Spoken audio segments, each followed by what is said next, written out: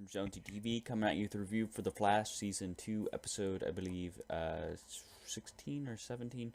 I'll have to check. It'll be in the description, but it's entitled King Shark, and basically this episode, we're introduced to the villain King Shark again as he escapes the Argus holding facility he was put in, and he is a cool villain. He is a great villain, and he looks great in this episode, and the fight scenes between him and the Flash are just awesome, and I really, really like the portrayal of him here, his look, and just his the overall like fear of he has to fight him on water, and of course sharks are king there. So seeing King Shark on screen was great, especially considering he's one of the main Flash villains from the comics, and you know Gorilla Grodd and King Shark. I was wondering how they're going to put him on the show, but they really put him on in a good way and really made them awesome characters and are really fleshing out even the larger than life Flash villains very well as far as the Flash season 2.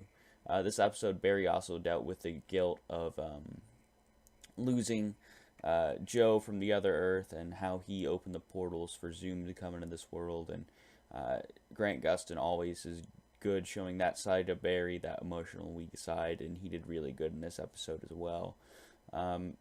The special effects in this episode were just out of this world, and it was really cool to see the fight. Like, it was just amazing.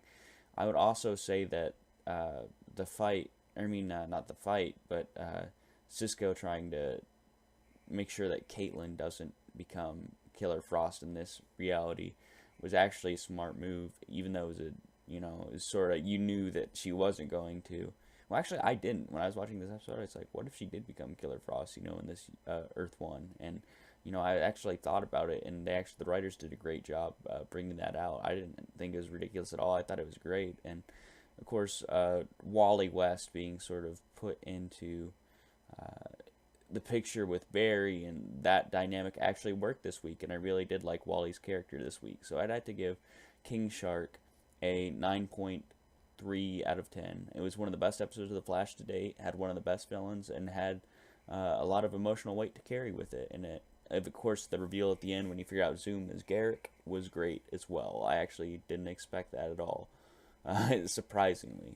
But since Jay Garrick died in the previous episode, so I really like this episode. I give it a 9.3 out of 10. This has been Jonesy from Jonesy TV Reviews.